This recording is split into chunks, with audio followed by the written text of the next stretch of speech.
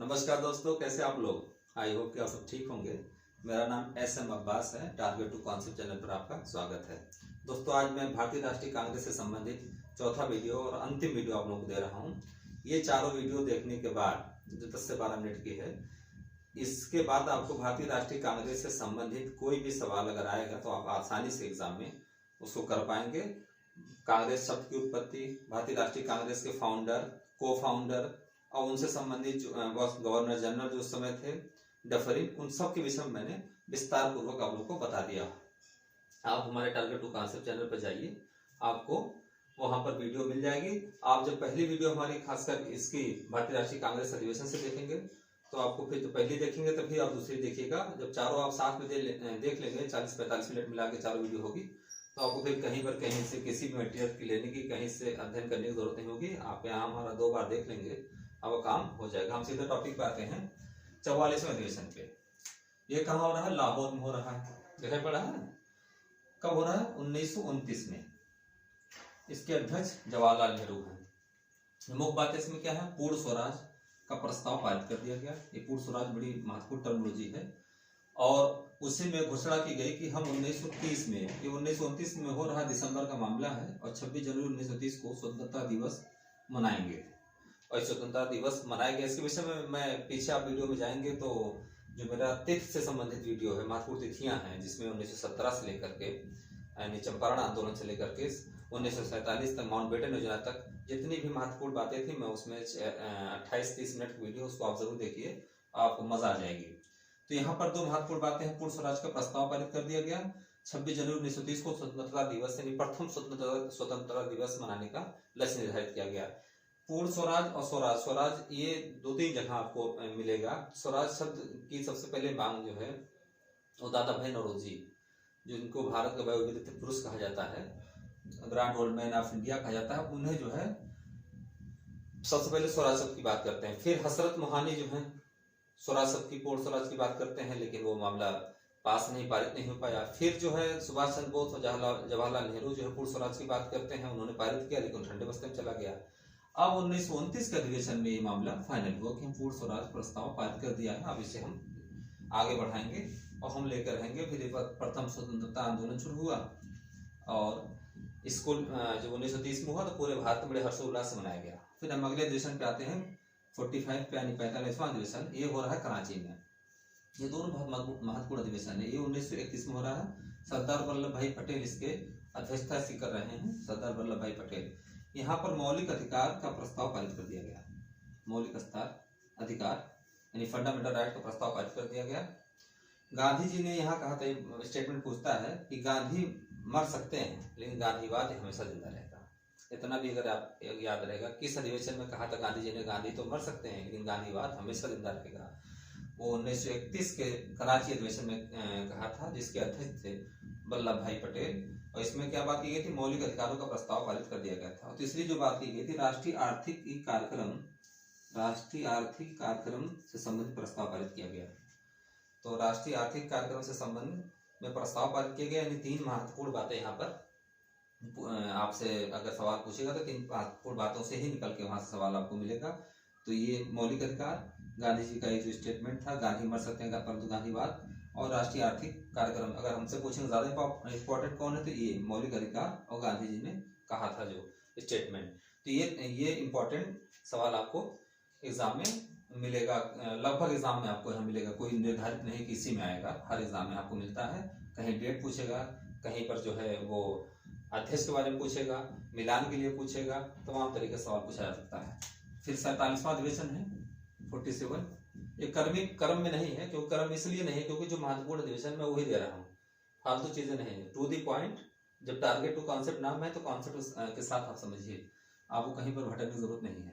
47वां अधिवेशन हो रहा है कोलकाता में। ये 1933 में हो रहा है। नलिनी सेन गुप्त, श्रीमती नलिनी सेन गुप्त इनका नाम है। एक प्रथम अंग्रेज महिला अध्यक्ष इसकी है। ये सब ध्यान आपको देने की बात है, ये आपको सवाल अभी नहीं बना है। तो ये प्रथम अंग्रेज महिला अध्यक्ष है। मैं जहाँ तक APSC और PCS में जानता हूँ, जहाँ मैं देता हूँ, उसमें तो नहीं बना है।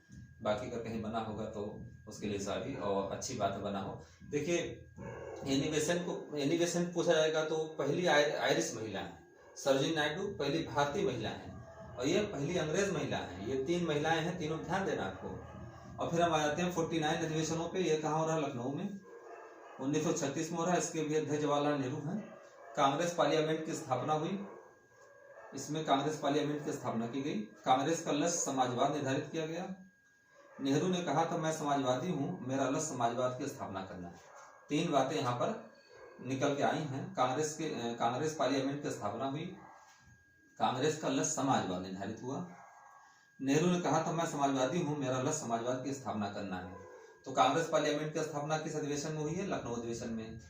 लखनऊ अधिवेशन इसी वजह बता चुका हूँ 1916 में अधिवेशन हुआ था, जिसके अध्यक्ष अंबिका चरण मजूमदार थे। वहां पर मुस्लिम लीग और कांग्रेस में समझौता हुआ था। फिर उसके बाद 1907 के अधिवेशन में जो गरम दल टूट गए थे, फिर वहां पर 1916 के अधिवेशन में दोनों एक होते हैं, मिलते हैं। और फिर वहीं पर तिलक ने कहा था स्वराज मेरा जन्मसिद्ध अधिकार है, मैं इसे लेकर ही रहूंगा। तो ये बातें आपको याद होनी चाहिए। तो इसी क्रम में इसमें कांग्रेस का लक्ष्य क्या था? समाजवाद। और मैं समाजवादी हूँ, मेरा लक्ष्य समाजवाद की स्थापना करना। कौन कर रहा है? जवाहरलाल नेहरू कर रहे हैं। उनका स्टेटमेंट है अध्यक्षीय भाषण में। और फिर 50वां अधिवेशन, यह स्थान फैजपुर में हो रहा है। फैज पश्चिम बंगाल में है, 1937 में हो रहा है। इसके भी अध्यक्ष जवाहरलाल नेहरू हैं। इसमें क्या बात है? पहली बार गांव में अधिवेशन हुआ है, यानी हम गांव में पहुंच रहे हैं। ठीक है, ये पहली बार गांव में अधिवेशन हुआ है। और 13 सूत्री अस्थायी कृषि कार्यक्रम घोषित किया गया। 13 सूत्री अस्थायी कृषि कार्यक्रम घोषित किया गया। और पहली बार फैजपुर यानी पश्चिम बंगाल में ये अधिवेशन हो रहा है। तो पूछता पहला अधिवेशन जो गांव में पहला अधिवेशन कहा हुआ था, तो फैजपुर में हुआ था, पश्चिम बंगाल में हुआ था। इसके अध्यक्ष कौन थे? जवाहरलाल नेहरू थे। और कब हुआ था? 1937 में। हम अगले अधिवेशन में आते हैं 51 यानी 91वां अधिवेशन है। ये आप लोग देख रहे हैं ना? अगर थोड़ा कम दिखाई पड़े तो आप जूम करके देख सकते हैं। और मेरी जो आवाज़ अगर आवाज़ वैसे नॉर्मली साफ जाती है, मैं खुद चेक करता हूँ, तो आप आसानी से कंसंट्रेट होकर सुनेंगे तो आपको पूरा का पूरा याद हो जाएगा। अब हम आते हैं 51वां अधिवेशन। ये कहाँ हो रहा है? हरिपुरा गुजरात में है। ये हरिपुरा त्रिपुरा करके त्रिपुरी करके पूछता है, ये भी आपको ध्यान होना चाहिए कि पूछेगा हरिपुरा कहाँ है, तो गुजरात में है।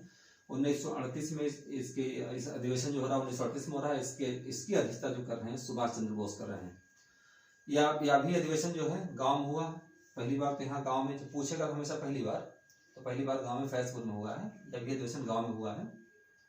इसमें क्या हुआ? राष्ट्रीय नियोजन समिति का गठन किया गया। और इसके अध्यक्ष जो बनाए गए जवाहरलाल नेहरू। राष्ट्रीय नियोजन समिति का गठन किया गया और नेहरू इसके अध्यक्ष बनाए गए। ठीक है, इस अधिवेशन में राजवाड़ों को भी शामिल किया गया। राजवाड़े राजा महाराजा लोग को भी शामिल किया गया। तो इसमें जो है 2 बातें महत्वपूर्ण निकल के आई हैं। राष्ट्रीय नियोजन समिति का गठन किया गया, जिसके अध्यक्ष कौन थे? जवाहरलाल नेहरू। और इस अधिवेशन में राजवाड़ों को भी शामिल किया गया। 52वां अधिवेशन, ये कहाँ? त्रिपुरी। ये एमपी के जबलपुर में है। ये ध्यान रहे, एमपी के जबलपुर में। कभी जबलपुर होतेगा मध्य प्रदेश तो कंफर्म आपको पता होना चाहिए। आप त्रिपुरा में चले जाइएगा, त्रिपुरी है। तो त्रिपुरी स्थान एमपी में है। 1939 का समय है। सुभाष चंद्र बोस इसके अध्यक्ष हैं। इसमें क्या हुआ? इसमें जो है 2 लोगों को लेकर के थोड़ा डिस्प्यूट हो गया। एक के समर्थक गांधी जी थे और एक को लेकर के मामला जो है कांग्रेस पार्टी से संबंधित था। तो इसमें अध्यक्ष को लेकर पट्टाभी सितार मैया, ये गांधी जी चाहते थे कि अध्यक्ष बने। और सुभाष चंद्र, तो दोनों में वोटिंग हुई, सुभाष चंद्र जीत गए, वोट उनको ज्यादा मिला। लेकिन डिस्प्यूट की वजह से उन्होंने त्यागपत्र दे दिया था। और उसके बाद राजेंद्र प्रसाद इसके अध्यक्ष बनाए गए थे। ठीक है, समझ में आया? ये पहली बार क्या हुआ कि यहाँ 2 लोगों का चुनाव में लेकर के डिस्प्यूट हो गया। गांधी जी के चहेते जो थे पट्टाभी सितार मैया थे। तो ये हुआ कि गांधी जी चाहते थे कि ये अध्यक्ष बने। लेकिन अब कहा गया वोटिंग हो जाए, जब 2 लोग वोटिंग हो जाएंगे अपने आप पता चल जाएगा। तो सुभाष चंद्र बोस वोट जीत गए। लेकिन अब क्योंकि गांधी जी चाह रहे थे तो इनका अपना एक सम्मान था, फिलहाल वही बने पट्टाभी सितार मैया। दोनों लोग का हटाने के बाद राजेंद्र प्रसाद जो है इसके अध्यक्ष बन गए। ठीक है ना? अब हम आ जाते हैं रामगढ़ पे, यानी 53वां अधिवेशन। ये कहाँ हो रहा है? रामगढ़। ये देखिए यहाँ पे ये बड़ा लंबा चल रहा है। लंबा चलने की वजह क्या है? 1940-45 के सन के बीच में हो रहा है। ये मौलाना अबुल कलाम आज़ाद इसके अध्यक्ष हैं। हुआ क्या है कि यहाँ पर भारत छोड़ो आंदोलन शुरू हो चुका है। कांग्रेस को जो है असंवैधानिक घोषित किया गया, इनके नेता को बंद कर दिया गया। तो जो अध्यक्ष बने थे वही बने रह गए। तो इसलिए कहा जाता है कांग्रेस के सबसे लंबे समय तक अध्यक्ष रहने वाले कौन थे? तो मौलाना अबुल कलाम आज़ाद। ये पूछा जाता है सबसे ज़्यादा समय तक कौन अध्यक्षता किया था, तो अबुल कलाम आज़ाद, क्योंकि भारत छोड़ो आंदोलन भी इन्हीं समय हुआ था 42 से 45 में। तो ऐसी स्थिति में भारत छोड़ो आंदोलन भी इन्हीं समय हुआ। यही कारण था कि ये कांग्रेस असंवैधानिक घोषित कर दी गई और फिर कोई अध्यक्ष जो महत्वपूर्ण नेता थे उन्हें जेल में डाल दिया गया। तो कौन अध्यक्षता करेगा, कौन वहां पर आंदोलन ऑर्गेनाइज करेगा। तो इसी स्थिति में यही फिर 5 साल 6 साल जो भी था 40 से 45 तक चलते रहे। अब 54वां अधिवेशन है, 54वां अधिवेशन मेरठ में हो रहा है 1946 में। हम आज़ादी के नजदीक पहुंच रहे हैं। इसके अध्यक्ष JB कृपलानी है। ये स्वतंत्रता प्राप्ति के समय पूछता है कि स्वतंत्रता प्राप्ति के समय, आज़ादी के समय कौन भारतीय राष्ट्रीय कांग्रेस का अध्यक्ष था, तो JB कृपलानी थे। ये याद रहेगा आपको। ये कहाँ, मेरठ में हो रहा है। मेरठ में लगता है कि ये एक ही है शायद, क्योंकि मैं तो क्योंकि कारपेट की आपको बता रहा हूँ, तो मेरठ में शायद ही सिंगल ही हुआ है मे बी। लेकिन अब जान लीजिए कि मेरठ में हुआ था। स्वतंत्रता प्राप्ति के समय अध्यक्ष कौन थे, JB कृपलानी। सवाल पूछा जाता है, पूछा भी गया। 56 अधिवेशन ये नासिक में हो रहा है, यानी महाराष्ट्र में। 1950 में पुरुषोत्तम दास टंडन यहाँ अध्यक्ष हैं। और फिर यहाँ पर क्या हुआ कि जैसे यहाँ पर 52 अधिवेशन में प्रॉब्लम हुई थी, डिस्प्यूट, यहाँ पर भी डिस्प्यूट उम्मीदवारी को लेकर हो गया। अब यहाँ तो 2 थे, यहाँ 3 हो गए। एक तो है PD टंडन एंड पुरुषोत्तम दास टंडन, दूसरे हैं JB कृपलानी, तीसरे हैं शंकर राव देव। 3 लोग हो गए। अब जब 3 होंगे तो फिर भी वोटिंग होगी। तो वोट पड़ा, तो ये जो PD टंडन थे 1306 वोट पाए, नेहरू ये JB कृपलानी 1092 वोट पाए। ये तो बहुत कम पाए, 202। PD टंडन क्या थे, पटेल चाहते थे कि पुरुषोत्तम दास टंडन बने। और ये थोड़ा इनका जो मामला था वो थोड़ा सा धार्मिक था, और यहाँ मामला थोड़ा सा ये रैशनल थे। तो ये चाह रहे थे जवाहरलाल नेहरू की JB कृपलानी अध्यक्ष बने।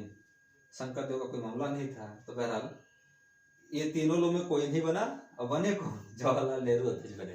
तो ये आपको याद होना चाहिए कि इसके अध्यक्ष जवाहरलाल नेहरू बाद में बने। लेकिन इसी अगर पूछेगा तो आपको पुरुषोत्तम दास टंडन लगाना है, जिसको पटेल चाहते थे अध्यक्ष बन जाए। 2 जगह चुनाव को लेकर, नहीं, जब 2 लोग हो जाए तो फिर चुनाव होता है। अब यहाँ तो 3 लोग हो गए। लास्ट अधिवेशन है इस सेशन का, यानी भारतीय राष्ट्रीय कांग्रेस के चौथे पार्ट का लास्ट अधिवेशन हम बता रहे हैं। ऐसे तो अधिवेशन अभी तक होता है, लेकिन जहाँ से आपको सवाल मिलना है वही हम बताते हैं। ये अवाड़ी में हो रहा है, सन 1955 में हो रहा है। अध्यक्ष के ढेबर हैं। ढेबर याद करिए, नहीं तो बड़ा कठिन नाम है। ढेबर याद करिए, इनका कठिन नाम है। कांग्रेस ने देश में लोकतांत्रिक आधार पर समाजवादी राज्य की स्थापना की नीति को स्वीकार किया। समाजवादी आधार पर कांग्रेस ने देश में लोकतांत्रिक आधार पर समाजवादी राज्य की स्थापना की नीति को स्वीकार किया। यहाँ समाजवादी का मामला, यहाँ मैं समाजवादी हूँ, यहाँ 49वां अधिवेशन में यहाँ फाइनल हो जा रहा है कि इसको देश में लोकतांत्रिक आधार पर समाजवादी राज्य की स्थापना की नीति को स्वीकार कर लिया गया। आई होप कि आप लोगों को ये बात समझ में आई होगी। आप अगर इसको चाहे नोट्स बनाना तो फिर नोट्स भी बना सकते हैं, और उसको पॉज कर करके वीडियो को आप नोट्स भी बना सकते हैं। इस तरीके से कैटेगराइज करके आपको कोई भी यूट्यूबर शायद ही कोई पढ़ाता हो, जैसा मैं आप लोगों को बता रहा हूँ, क्योंकि मुझे खुद का एक्सपीरियंस है। मैं खुद एक एक्सपीरियंस हूँ। आप लोगों की दुआ से मेंस और फिर ये सब मैं देता रहता हूँ। तो इसलिए इसमें आप लोगों को जो मैं दूंगा, तो मैं टू दी पॉइंट जो कहता हूँ तो टू दी पॉइंट दूंगा। बाकी लोग तो यूट्यूब पे आपको बता ही रहेंगे, वो मैं जो दूंगा वो आपको एग्जाम में मिलेगा। और आप हमेशा एग्जाम में जाकर के जब आप सवाल करेंगे तो आप खुश हो जाएंगे कि हाँ, हमने सर ने कोई चीज दी है। आई होप कि आप लोगों को समझ में आया होगा। ऐसे हमारे चैनल को आप लोग सब्सक्राइब करिए, दोस्तों में शेयर करिए। टेलीग्राम पे भी हमारा टारगेट टू कॉन्सेप्ट के नाम से चैनल है, आप वहां से जुड़ सकते हैं। मैं लिंक वहां शेयर करता हूँ, आप वहां पर आराम से देख सकते हैं। और इसी साथ ये चौथा वीडियो भारतीय राष्ट्रीय कांग्रेस का समाप्त होता है।